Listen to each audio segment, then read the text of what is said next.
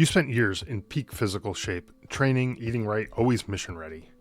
Then the uniform comes off and suddenly things change. Workouts become optional, meals become whatever's quick and easy, and before you know it, the body that once carried you through the toughest days of your life feels like it's working against you. But what if you could rebuild that connection? What if food wasn't the enemy, but a tool? What if you could eat in a way that fuels your body, helps you manage stress, and actually supports the life you're building after service? That's exactly what we're diving into today. I'm joined by Jessica Setnick, a nutrition expert who understands the psychology of eating and why we reach for certain foods, how stress impacts our habits, and what we can do to break the cycle of unhealthy eating choices.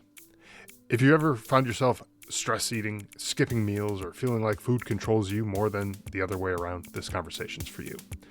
Before we dive in, though, make sure you're subscribed to the email newsletter at driveonpodcast.com/subscribe. You'll get my 5 favorite episodes sent straight to your inbox. No fluff, just the best insights to help you drive on.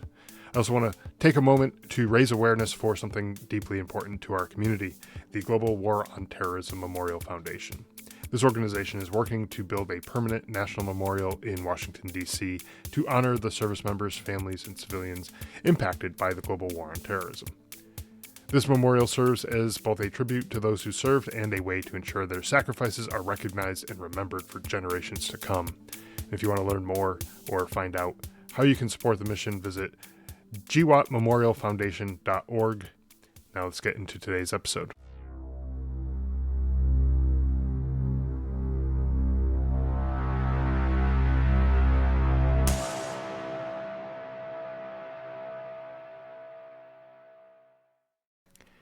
Jessica, welcome to the show. I'm really looking forward to this conversation. But yeah, I want to welcome you to the show.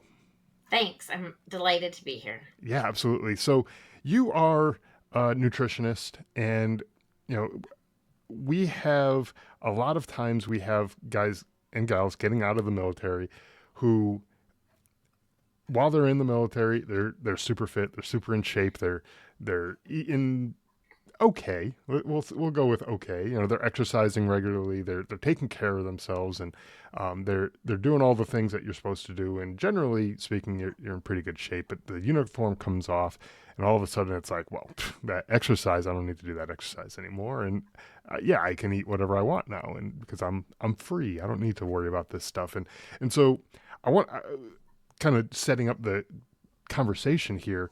I want to get into a little bit of kind of that mindset and that psychology, but also how feelings, emotions, things that people oftentimes deal with after getting out of the military, how that kind of associates with the food aspect, and how they might even use that as a coping mechanism or something like that. So transitions are hard. Yeah, absolutely.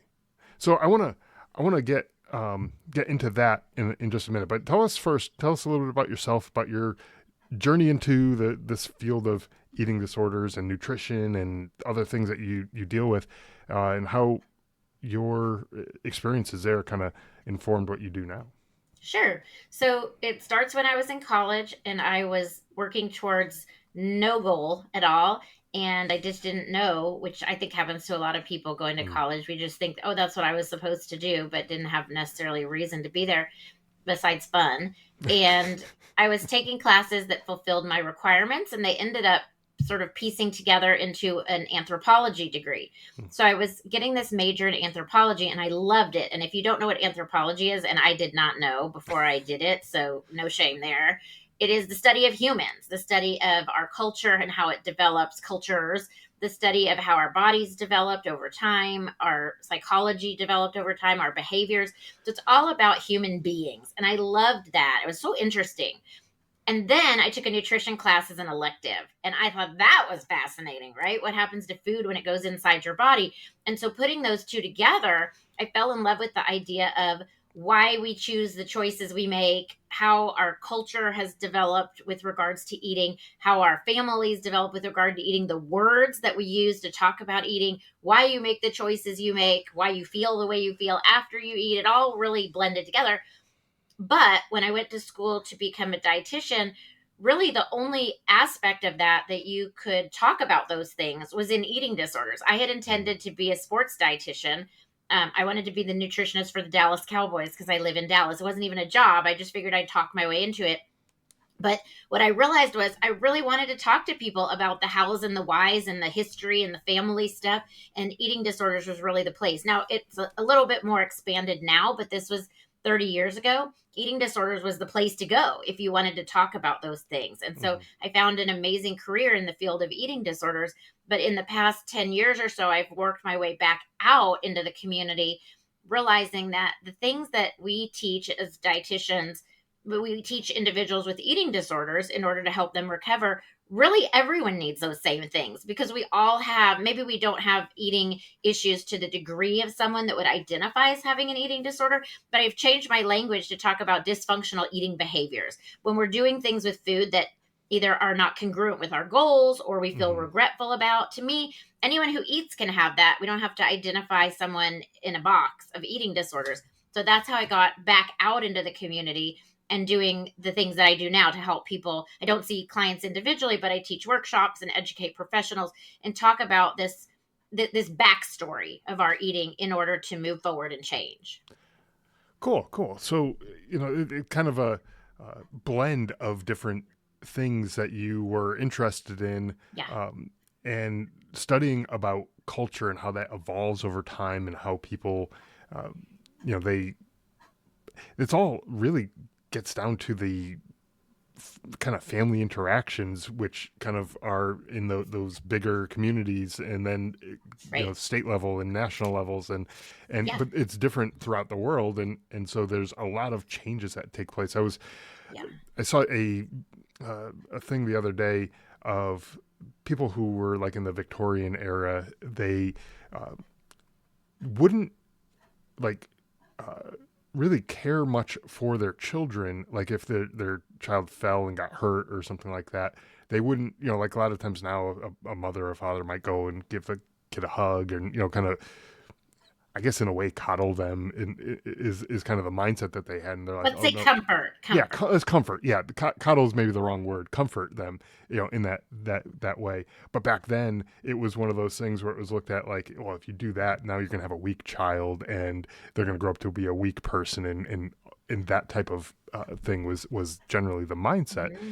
and clearly that's changed over time, and so there's a lot of things too, but even looking culturally, as you were talking, I was thinking of all the countries around the world and all the different foods that pasta and pizza and stuff from Italy, and all these different things from all these different places around the world, and so there's different foods that are part of the culture and part of the Mm-hmm. people, and so like that's a big piece of it, and so I could see how these two things intersect that Well, that and you there's really three okay. because you have your micro level, which is you and maybe your immediate family. Then you have your cultural level, and then you also have our society. Survival level, which Oh is yeah. human, right? So a lot of our behaviors that we have that have trickled down to us now are survival level behaviors, like getting hungry. Getting crabby when you're hungry. If you think about, in a thousands of years ago, who was the person that was going to survive, because we are descended from the people who survived, right, and passed Right. on their genes. So who's going to survive? The person who's like, oh, too bad there's not enough food, I'll just stay here in my cave and probably die, versus the person who gets aggressive and Yeah. goes, get out of my way, I'm going to find some food. That's Yeah. the person who's going to survive, and we are descended from that. So it's even bigger because it's all of humanity. It's our genes and our epigenetics, in addition to then our culture and then our family. Right. Right. And so there's, we're from descendants of crabby eaters, crabby hungry people Yeah, who want to get uh, food now because right. they're getting hangry, and they Yeah, yeah. they want to go kill that lion now and eat that lion or the bear or the whatever it was that Mhm, they were eating at that time, mhm. and now we want our chips and soda and Yeah. other crap that we might eat, Mhm, um, but a lot of these things get passed on generationally too, like you were talking about, mhm, and so yeah, obviously those people who thousands of years ago they had that reaction. Well, that gets passed on from generation to generation, and obviously now we still see that in our mhm. society. But even on a individual level, Yeah. when you look at somebody who I want to bring this kind of back to the military community and Yeah. the service members who maybe served in combat, right? And they came back home and now they're dealing with stuff. They're dealing with emotional issues, PTSD, and other things that they may be dealing with. And sometimes people reach for food because it's comforting to them, and Mhm. that's the solution that they found. But one thing I've noticed being a father myself is that kids are very perceptive and they learn how to do things through their parents, and Mhm. they're very observant. And when they see, oh well, dad's getting upset now, and so dad's reaching for his whatever comfort food is, well, maybe that's what I'm supposed to do too when I get upset. I'm going to go Yeah. reach for that thing too. And it kind of makes sense. I'm not saying it's the right thing to do, but it makes No, but sense, everyone right? wants to be like their parents, Yeah, right? I right. mean, yeah, that's your Exactly. best role model. Sure. So it's interesting to me, and I wanted to bring this up because I know, again, that military community often deals with a lot of stress. How does that stress alter our relationship with food and ultimately lead to causing some sort of problems, as far as maybe it's a eating disorder or just a bad relationship with food? Sure. Well, food is a mood altering chemical. We Mm-hmm. don't think about that as often as we do something like alcohol or other substances. But food, like we were talking about, when you get hangry, you eat food, it changes your body chemistry, changes your blood chemistry, changes your brain chemistry, and you feel better. Mm-hmm. And so it is sort of a natural drug of choice, let's say. It's a medication. We can use it to self medicate. But here's the other things that also change brain chemistry. We also have not eating for a long period of time can change your brain chemistry because your body chemistry changes in Mm-hmm. order to keep you nourished and well and vertical. We also have throwing up, we have overeating, we have over exercise, even things like self harm. Those are the kind of things that are associated with eating disorders, or I would prefer to say dysfunctional eating behaviors. Yep. And people don't do them because they have problems. I'm sorry, I should say it differently. People don't do them because they're fun. Okay. People do them because they're trying to solve a problem. And so stress sort of saps out your good brain chemistry, and any of those other choices, including alcohol, including drugs, including sex, including gambling, those things replenish brain chemistry. And so it makes sense that someone would turn to a self medication if they have a stress situation that is beyond something that their coping skills will help them with. And so it's really important to make that connection, but we don't. Often we think of it as I'm a failure, I'm weak, I don't have any self control, I don't have any willpower. That's why I do these behaviors. Yeah. And really, it's much more chemical than that. Our whole bodies are a chemistry experiment. It is, and I even saw that, and I'm not sure exactly how true this is because everything you see on the internet isn't necessarily true, but I even saw a thing where, depending on the order that you eat certain things, like for breakfast, maybe you have a cup of coffee and you have your eggs and toast and whatever it is that you might have.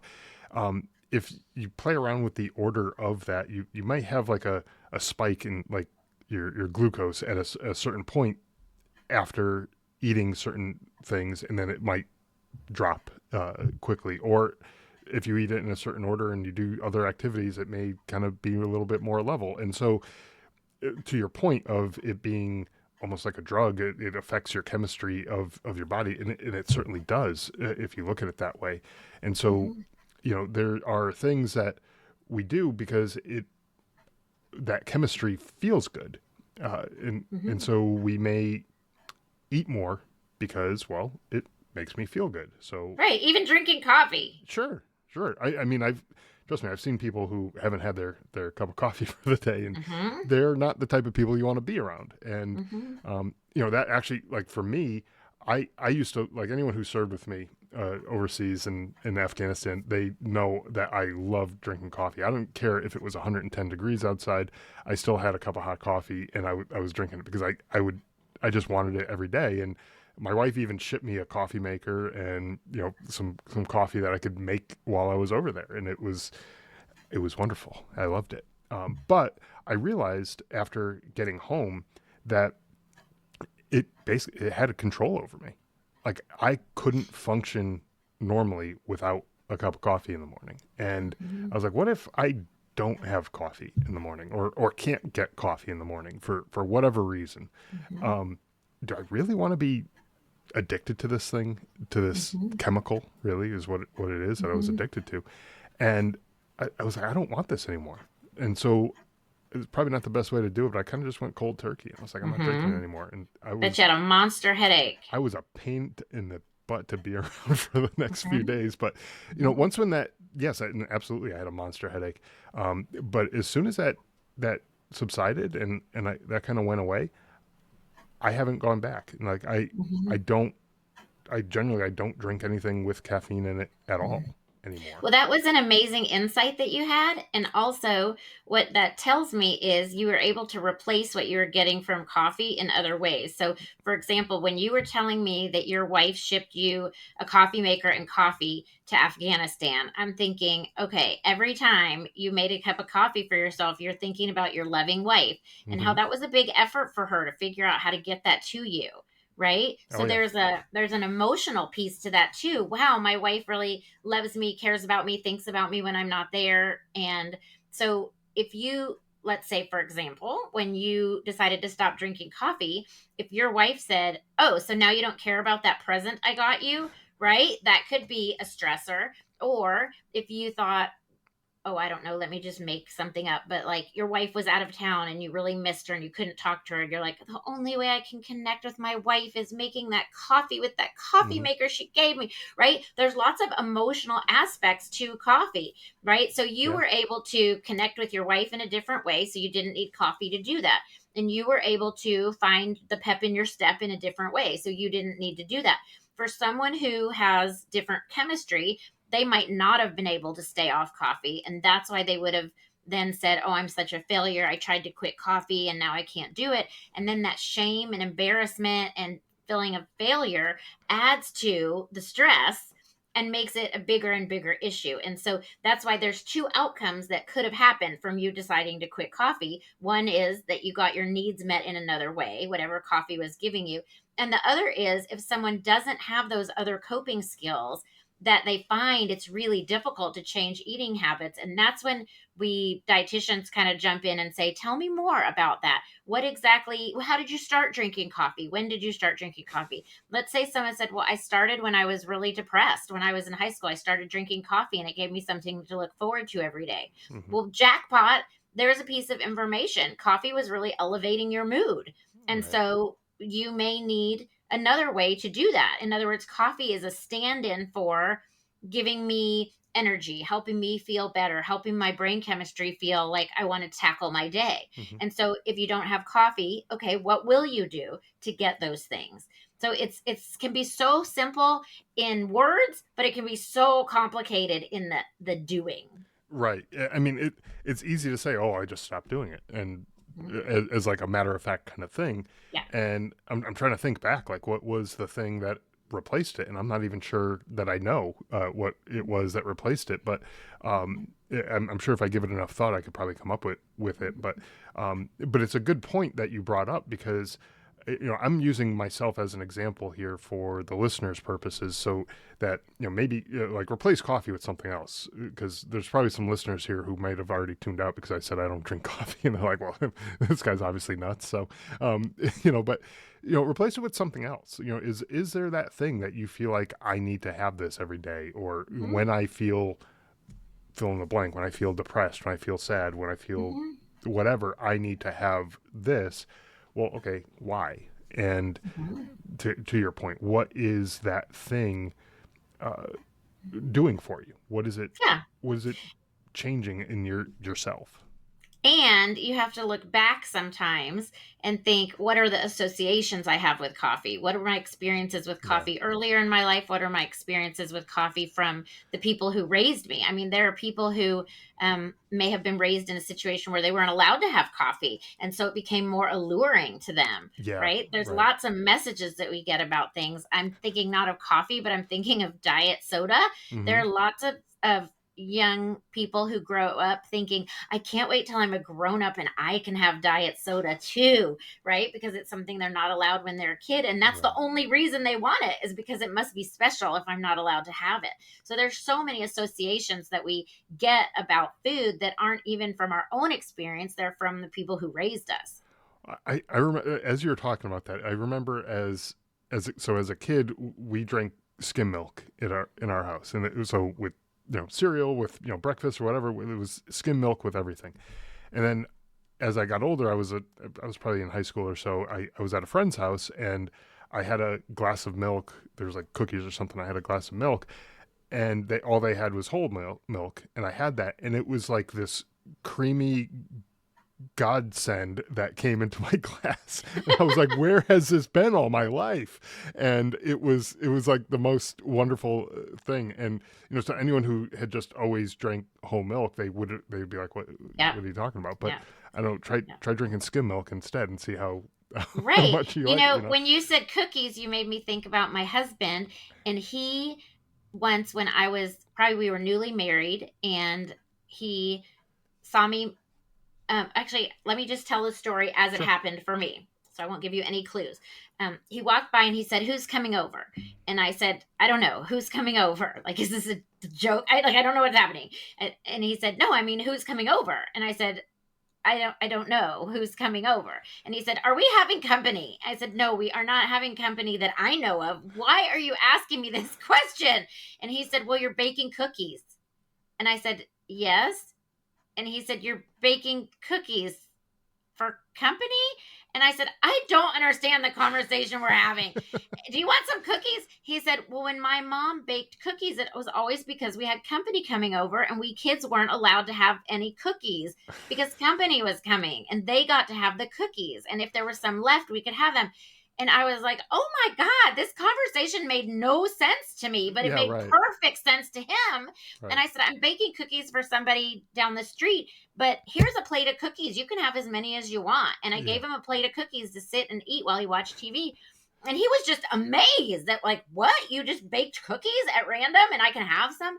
And I thought, we are having some serious healing here right now. And he didn't eat the whole plate. Now, granted, there are some people who would have had the reaction of, like, wow, I never got to have fresh baked cookies when I was a kid, and just eaten them all. And it could develop into a problem, I suppose. But my husband, for him, it was just like, wow, great. I get to have some cookies. Jackpot. He had some. And that was the end of that. And it just Sure. opened my eyes to how right in my own home these experiences with food are happening and can be passed on without us even realizing that they're there. Exactly. Because to your point, your husband thought that that was a normal situation, that Yep. you bake Yep. cookies when you have company, and Yeah. so that's the only time that you ever do that, as opposed to, I mean, You just want cookies? you just want Here's cookies some and cookies. just make them. If you want cookies, make them. Yeah. You're a grown up. You can figure it out. There's a cookbook. You can Yeah. get a recipe. Oh, yeah. I mean, there's nothing like marriage and parenting to alert you to the stuff that's in your head that you thought everyone did, that it turns Right. out not everybody does. Yeah. No, that does happen, and so even like your taste for food can come from your upbringing. Maybe Yeah, of course. your parents, your mother or father was a really good cook, and so you always Hmm. had like Or grandparents or or whoever grand raised yeah, you. whoever it was, yeah. Hmm. Maybe you had always had great tasting meals and everything, and then you get married to somebody who maybe isn't such a great cook, and then you're like, "Eesh," but to them that's just normal, because maybe that's the way they ate growing up too, and Hmm. um or vice versa. It could be the other way And around. I'm thinking, if we It- personalize it to the military, and yeah. I have never served, but in my imagination and in my work with service members, I picture big communal meals, right? Yeah. Same as with sports teams. And so when you discharge and you're on your own, maybe it's not as appealing, right? You just want to sit in front of the TV and eat a bag of chips because it's not that fun to make a meal for just one person and eat by Right. yourself. That might feel really lonely. Yeah, that's a good point. That's actually a different direction than I thought you were going with this when you said, bringing it back to the military, because from day one in basic training, it's like you get 5 minutes to eat your meal and just shove it down and just eat, eat, eat, eat, eat. And a lot of my military friends, even after years after they've been out of the military, if we get together and we're eating something, like we're done eating in no time. Like we just shove the food down, almost like we don't taste it. It's just like we're Yeah. eating because it's time to eat, and that's what we're doing. Yeah. But and even at home here, I eat really quick. Like at dinner time, I'm always the first one done in my family. I'm always the first person finished. I'm just sitting there, and I'm like, it doesn't look like anyone even touched their food yet, and Hmm. it's pretty crazy. But that's another thing that is kind of gets ingrained in you in the Hmm. military, and Hmm. that isn't exactly the best way to eat either. It's probably I better to agree. eat it slowly and Hmm. allow your body to tell you when you're full instead of just finishing everything just because it's there. Um, and so I wonder how much of that is like learned behavior Hmm. from something like a basic training situation where you're being Hmm. screamed at, and if you're talking to someone, well, if you have time to talk, then you must not be that hungry, so you don't get to eat anymore, and go throw your food away, so the next time you're obviously going to just shut your mouth and Right. just eat. And so like that kind of gets ingrained in you, and if it's able to be taught to you, could it also be unlearned? Aren't It- you smart? Yes. Yes, it can. okay. Okay, so there's two parts. One is you have to be in a position where you are comfortable enough, let's say, with finishing your meal so fast and then other people are eating. Can you comfortably sit there and participate in the conversation, Hmm. etc., without having to go get more food so that you feel like you're part of the meal, Right. right? Because Right. if you've had enough, then you going back to get more just to sort of keep you in a, I don't know, that comfort state, that emotional comfort of like, I need to have some food on my plate because I feel really weird because I ate all my food and now I'm Sure. just sitting here. So that's part one, is accepting that, yes, I eat fast because I was in the military, and not feeling ashamed of it, Yeah. because shame does not help any of this, what we're talking about. So feeling embarrassed, feeling like you have to cover it up, feeling like you have to be sneaky or etc., Hmm. apologize, should never apologize for having served, right? So but you can feel that way if you feel excluded, if you feel different from the other people you're with. So de-shame it. Number one, have to do that. Yep, it's just a fact. This is what I learned to do in the military. This is what I do now, even though I'm not in the military or not serving anymore. Right. Part two then is, how can you change that behavior in one small way? Because, okay, let's just face it, most people cannot go cold turkey off caffeine like you did.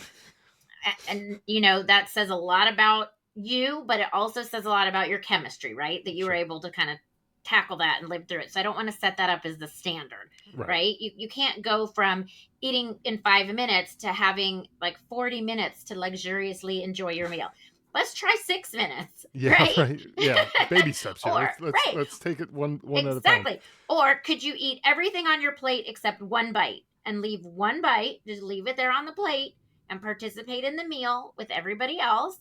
And then right before the meal ends, eat the last bite. Yeah. Or would you consider sort of eyeballing half the food on your plate and pushing half of your mashed potatoes to the side, half of your green beans to the side, half of your chicken to the side?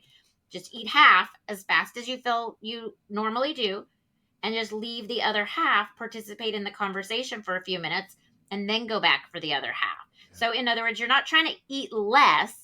You're not trying to slow your eating where you're like, I now eat one bite at a time. That would feel really abnormal. Yep. But how do you sort of slow down your brain process in little increments so that you can, your let's say the part of your brain that learns can learn, okay, I have time. No one is taking my food away. I don't have to be finished in 5 minutes. Because remember what I said about survival.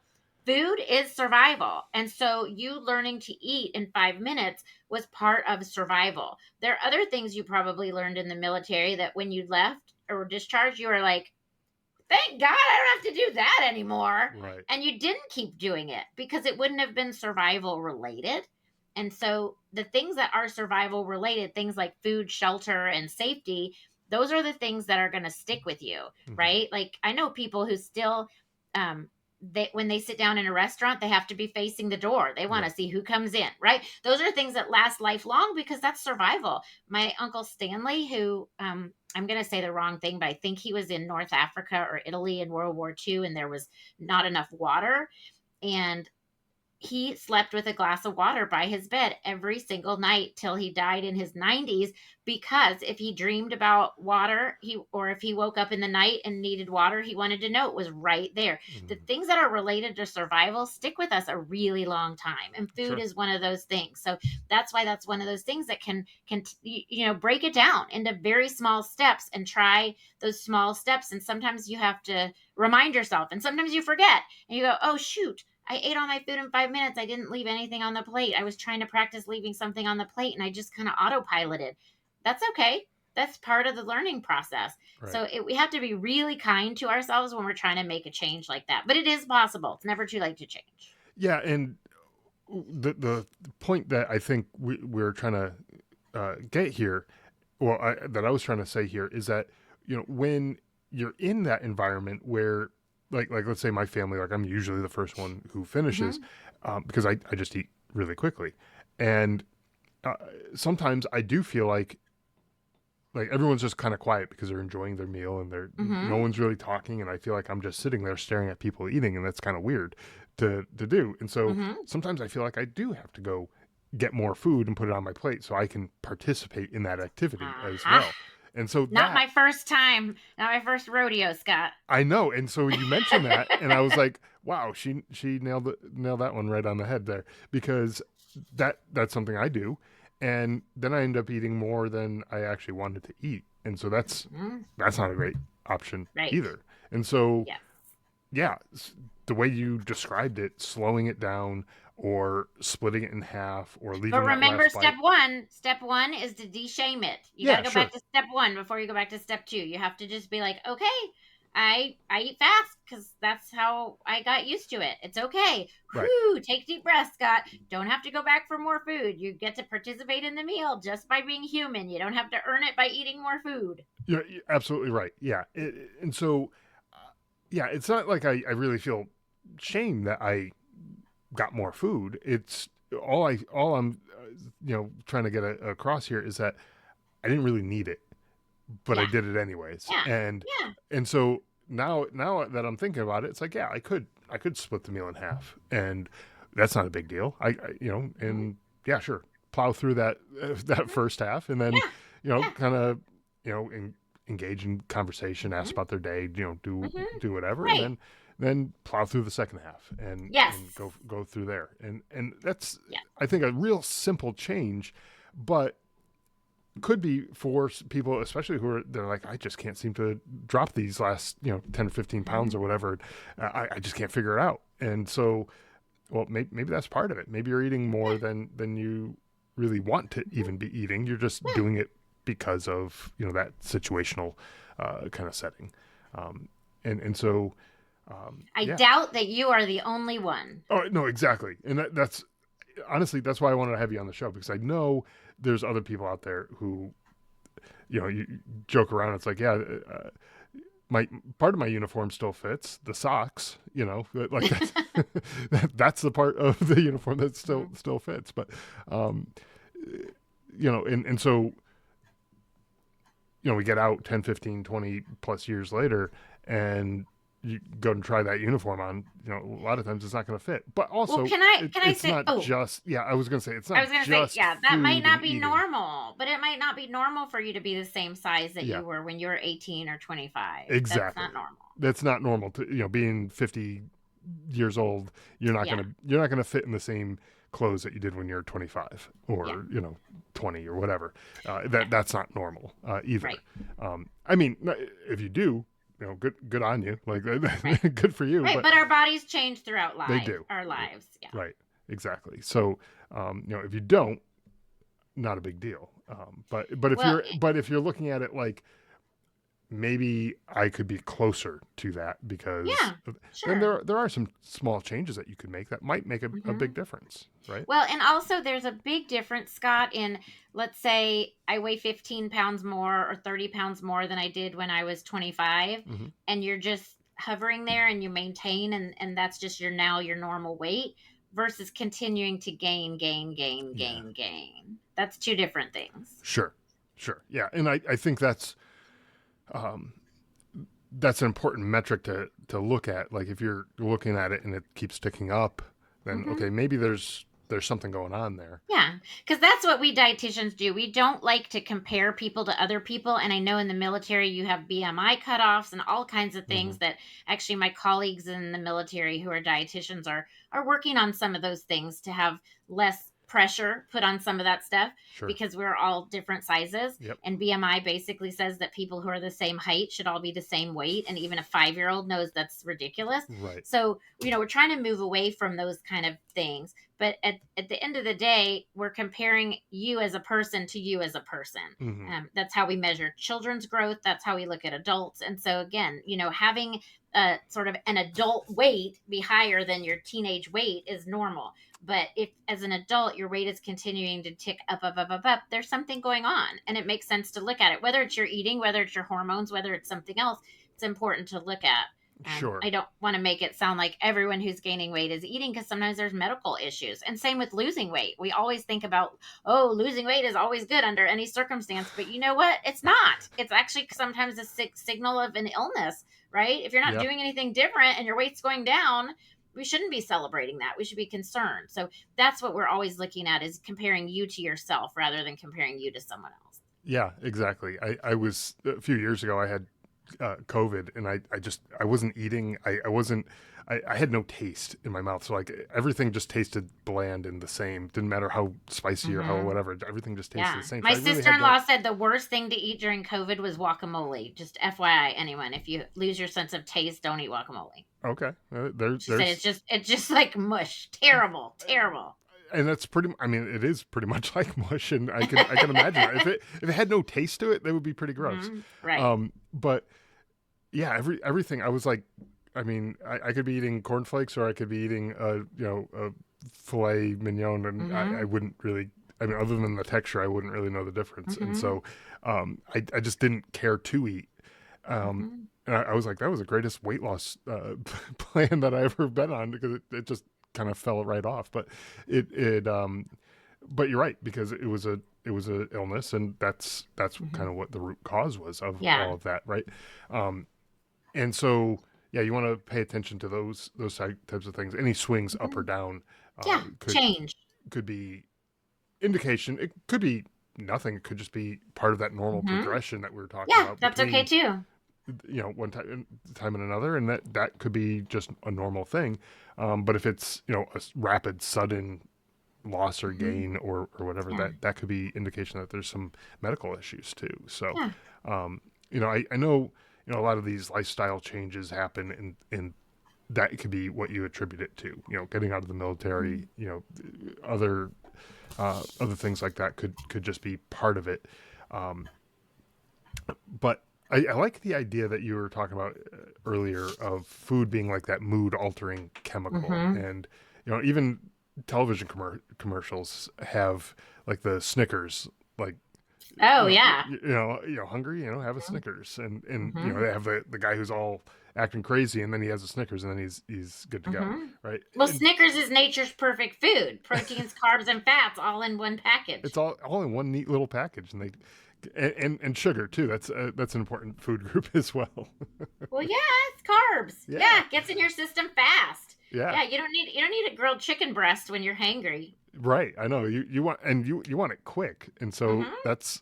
that's how I they mean, get you. again, we nutritionists would prefer that you not get hangry. Yeah, But this morning when I had, let's see, I had 3 pieces of raisin toast, two with butter on them, and one that I ate while I was waiting for the other two to toast, and for my eggs to cook, right? yeah, Because I was hungry. So yeah, we always joke that if you have to eat the peanut butter off the spoon before the bread's finished toasting, you're too hungry. Yeah, If a well, Snickers is the only thing you have that you feel like you can eat fast enough, you're too hungry. right. Yeah, and so I guess to your point, what do you do to prevent yourself from getting to that point where you're too hungry in the first Yeah. place? And So we yeah, have go ahead. this very mistaken idea in our society that you have to earn your food by being very hungry. And actually, no, you should really eat when you're very, very lightly hungry. And the problem is, let's say you are working in a workplace where you don't have your meals at certain times, like when you're in active duty, Yeah, you know, it's more leisurely. And so you start to feel hungry and you think, oh, you know what? I'll call Jack and see if he's ready for lunch. And Jack says, oh yeah, but I told Tony that I'd call him when it was time for lunch. And so, and then you all get together finally, and then it's like, okay, where are we going to go to lunch? And then you go across the street where you're, you know, the line is 20 minutes long for lunch. So by the time you actually sit down to your meal, you're famished, and there's a bowl of chips on the table, and you didn't go to lunch so you could eat a bowl of chips. You went because you really like the enchiladas or something, but by the time the enchiladas come, you've already eaten a basket of chips, right? So it's like in our society, we sort of get over hungry through the process. yeah. And so we really need to plan a little better. And that's really the secret, is to make sure we have food available when we actually start to get lightly hungry, rather than when we start to get lightly hungry is when we start to think about where I'm going to get food. Right. And then also when you're lightly hungry, you're less likely to eat as much. And so Yeah, you're it's like eating a pendulum. That's right. If you right. pull the pendulum too far back, it's going to swing too far the other way. An overly hungry person usually eats too much, and that's not an eating disorder. That's just survival. Sure. Yeah, exactly. But I like that that description though of the pendulum going one way to the other because yeah if you're super hungry and you got it pulled all the way over here it's going to Hmm. swing all the way to the other side and you're going to eat Yeah, that whole bowl of chips plus the enchiladas and probably get a dessert too on top of it and, yeah. and Oh, keep adding. think about the last time you went to like a cafeteria where you can put whatever you want on your tray. If you go really hungry, you get so much food, and then when you sit down, you're like, "Who put all this Yeah. food on this tray?" You eat half of it, and you're like, "Oh my god, what was Yeah. I thinking?" We call that your eyes being bigger than your stomach, right? I mean, it's super common. There's actually a cliche for it Right, and it happens all the time. I know, like all the I've time. gone to places with my kids, and they had some food there that they are seeing that they're like, oh my god, this is I'd love to have all this stuff, and they pile stuff on their plate. They're like, who do you think you are? You're not gonna finish all that, Yeah. So it's kind of funny, but um, so for the listeners who might be in this situation where they have some sort of problem relationship with food. Yeah. There some of these things that we have been talking about are Yeah. kind of ringing true to them as well. Mhm. Um, what are some things that they can do to improve that relationship with their food and make those improvements in themselves? I know first off you said don't feel ashamed with that. I think That's that number that's one. step number one. But what are some of the other things that they can do to kind of help move the needle in the right direction? Maybe control what they're doing a little bit better. Yes, I have some suggestions. So, you're absolutely right that de-shaming it is the very first step. We have to be able to talk about things and look at them sort of objectively in order to be able to change them. And then the next step is to have a little bit of insight into why it happened. Because if we don't figure out the why, sometimes we're just trying to white knuckle a behavior, right? Like we're just like, I will not eat chips while I watch TV. I will not eat chips while I watch TV. I will not eat chips while I watch TV. And we're not really changing the behavior, right? Yeah. So the question then is, what is it about watching TV and chips? Is it that I didn't get enough to eat? Is it that I feel fidgety and I need something to do with my hands, right? Is it that I feel guilty for being able to just sit here and watch TV when I have friends who are overseas who don't get to be in their home with their family, right? If you can get a little bit of insight into it, that can help you figure out a need that needs to be met. So, how can I feel connected to my friends overseas and recognize that it's my time to be at home? Yeah. Or how can I find something to do with my hands? Do I want to learn how to crochet? Or do I want a coloring book or something while I watch TV if it's just too hard for me to sit still?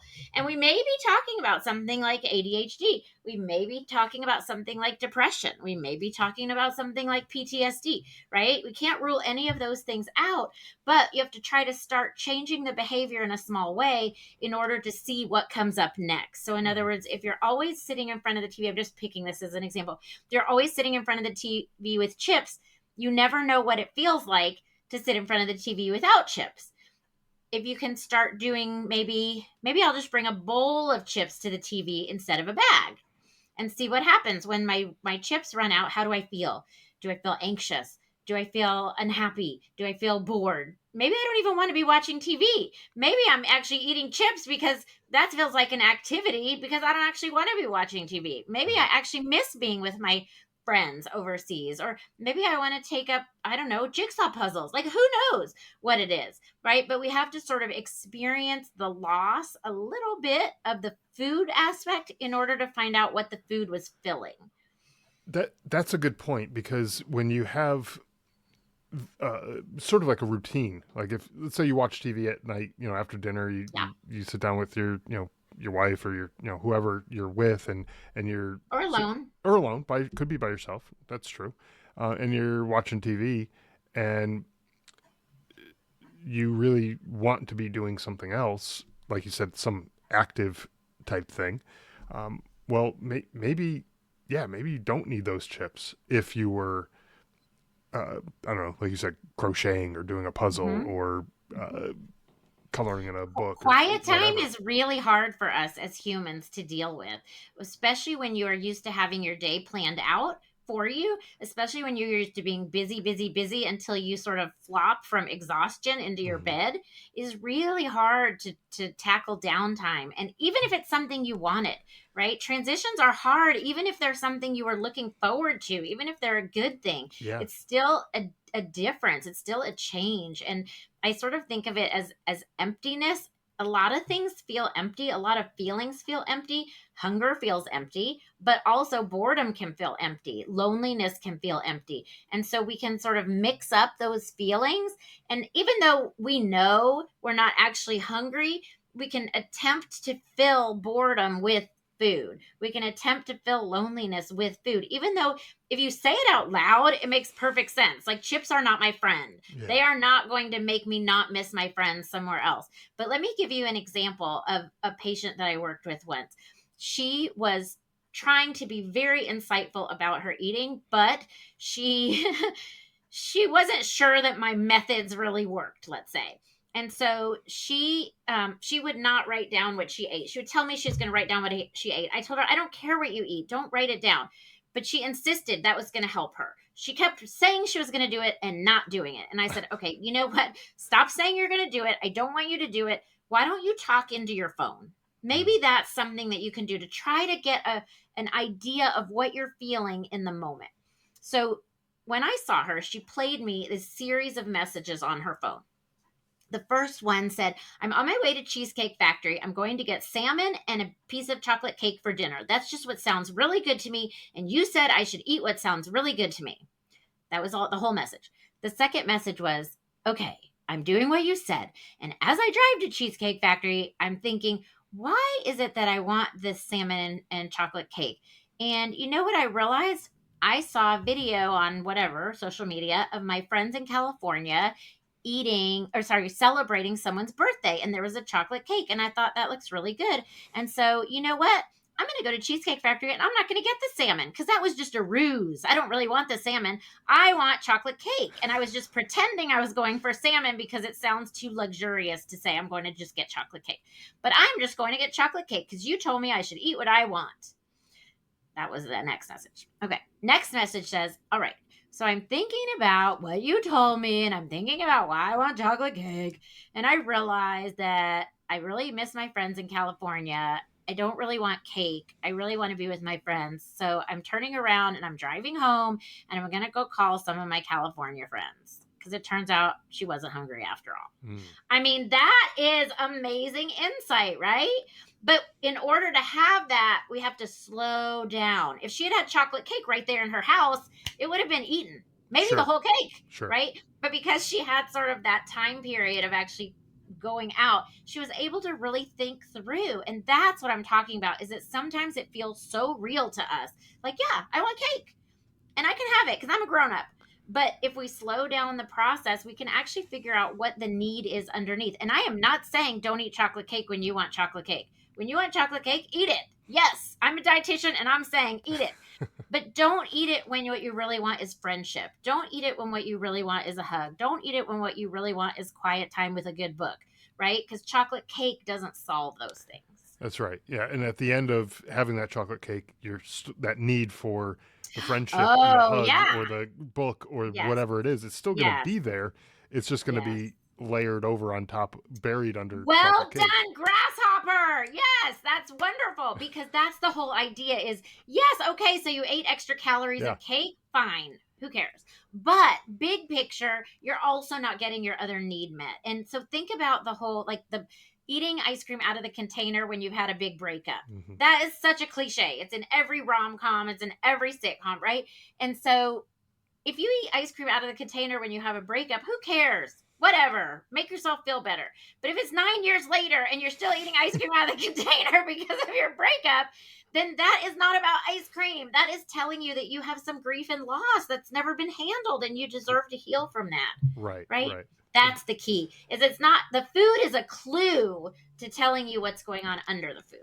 That's right. And it becomes real easy to just immediately switch to the food. I feel like, and maybe I'm wrong on this, but because of that survival aspect that you were talking about, where, well, of course the food is going to fix this because, well, Yeah. that's fixed everything for centuries for Yes. the human race is like Right. food. Like if you're feeling a certain way, food is going to fix that. And there's a PS.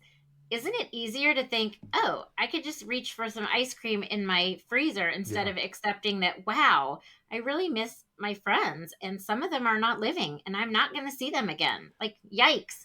That's a big, heavy duty thought to have, right? And so, yeah, I would much rather this be like, oh, yeah, I just need some ice cream. Mm-hmm. That sounds much better. Yeah, and I 100% can relate with that too. I mean, there are people that are no longer here, and every like anniversary or birthday or things like that comes around that reminds me of that person. It's like, well, this is the thing that reminds me of them, and so maybe it's a food or a drink or something that kind of reminds me of them, and it's like that's what I want to do, almost as a like a tribute or a special way to almost spend time with that person. Yes, exactly. Does But that make sense? this is the amazing part, is that you are saying, like, yes, on this person's anniversary of their death or on their birthday, I think of Scooter, whatever. Yeah. But what's amazing is that so much of that is unconscious. Mm-hmm. And I don't like thinking that there is an unconscious part of my brain that is controlling my behavior. It kind of freaks me out. I just calm myself by remembering, okay, that part of my brain also keeps my heart beating and my lungs breathing. Yeah, you don't like, want to turn that off.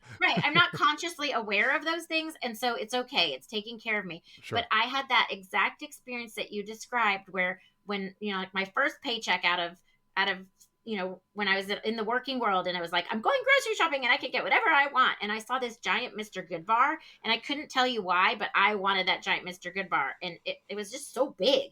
And I bought it. And I was like, I can buy whatever I want. And I got home and I thought, I don't even want to eat that. Yeah. And what I realized was it was my dad's birthday. And my dad died when I was 12. And Mr. Goodbar was his favorite candy. It was the only candy I ever saw him eat. And I thought, that is so weird that happened without me actually being consciously aware of it. And it's amazing, some of this stuff that is, I don't want to say buried exactly, but it's not in our conscious awareness because it doesn't necessarily relate to our daily life. But it points to the fact that there are things that are very significant to us. And again, can feel like a loss, can feel like emptiness. It's really easy to think I feel empty and food will fill it. Yeah. But a lot of it is not about food. And I think that and this is my impression because having not served in the military, my impression is that you do sometimes have to smush how you're individually feeling for the sake of the mission, for the sake of the team, Yeah. right? You don't get to always have your feelings in the moment. Now, that's true with a lot of things, right? If you have a job, you can't just feel all your feelings all the time. If Sure. you're driving a car, you can't necessarily feel all your feelings right then. You have to pay attention to the task at hand. But those feelings kind of back up on us if we never feel them. Right. Right. And so, yeah, you do have to eventually feel them. And some of them may be difficult feelings to feel, and you Yeah. may not want to feel them. And it Yeah. may feel better to have the chocolate cake or the Yeah. Mr. Good bar or the, whatever it And I is. would say do both. Okay. Have the chocolate cake or the Mr. Good bar and have some feelings, because the trade off might be too hard. Sure. Maybe like, oh, so you're saying I can have a lovely piece of cake or I can just cry all day? I'll take the cake, Yeah. right? But if you can say there can be some of both of this, and over time the feelings can get heard, let's say, then maybe they don't come out sideways as craving for food all the time. Right. And it's more like have the piece of cake as opposed to the whole cake. That would be good too. Right. Yeah. The whole cake with no feelings or a piece of cake with some of the feelings. It Yeah. might be better, a healthier Yeah. approach to it, right? And Agreed. yeah, and I think that's it just the way we think of food. I think to your point, be a little more conscious about it and how you approach it. Like, why is it that I have that craving for Hmm. a certain thing, or why is it that I Yeah. always eat a certain thing at a certain time or on a Yeah. certain day or whatever? And some of it might be like a celebration kind of thing too. Like Sure. on Christmas, you always have a certain type of meal on Christmas. Okay, well that's not a big deal. It's just tradition. Hmm. That's fine. But if it's something else that's like every single day I'm having this and it's covering up Hmm. something else, that Yeah. becomes the problem. And then you might want to be a little more conscious about it and try to get Hmm. down to that root cause of why am I doing this. Yes. And so And that's a hint is to think about being a kid. hmm, What was that food? What did that food mean to you, or what was it like as a kid? When did you eat it as a kid? We like to think that all these things are so far in our past they can't possibly be affecting us anymore. But let me tell you, the longer ago something happened, the fewer coping skills you had to deal with it, the yeah. less understanding and discernment you had about it, the more of a childlike story you told yourself about it. It's very interesting how childhood eating experiences can really stay and linger with us. So that's my hint for you, is when you're eating a food in a way that seems like it doesn't really fit with your, or it's not congruent, let's say, with the way you want to live your life. Hmm. Think about that food as a child and whether you were restricted from it or forced to eat it, or what the situation was, and there may be a clue in that. That's awesome. Awesome insights on that. Um, Before we wrap up, Mhm. I know that you have a book and you have some other work that you do. Would you be able to share a little bit about all of that with the audience? Tell people like maybe where Sure. they can find out more information about you and what you do and that type of stuff.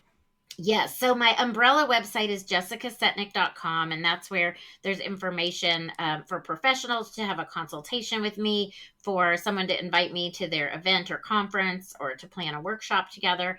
And that's at jessicasetnick.com. So that's really everything is there.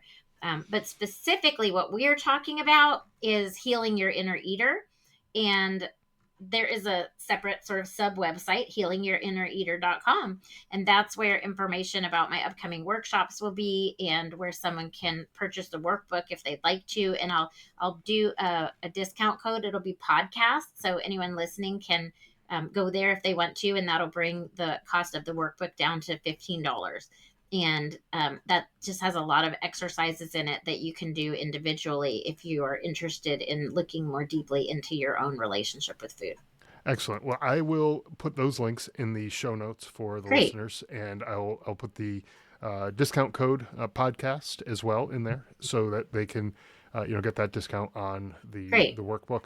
Um, so listeners, check that out, and you can grab that in the show notes. Jessica, thank you so much for taking the time to share your experience, your expertise, your insights with us, and kind of helps me be a little more conscious just through this conversation, having some of these associations with food helps me kind of be a little more conscious about the things that I'm doing with the food. And so I think this has been a great conversation. Hopefully, it's been helpful for some of the listeners. If it has, please follow, subscribe, share with folks to kind of help them out as well. So thank you again, Jessica, for taking the time. Yes, and thank you, and all of your listeners. Thank you for your service. We appreciate that. Thanks so much.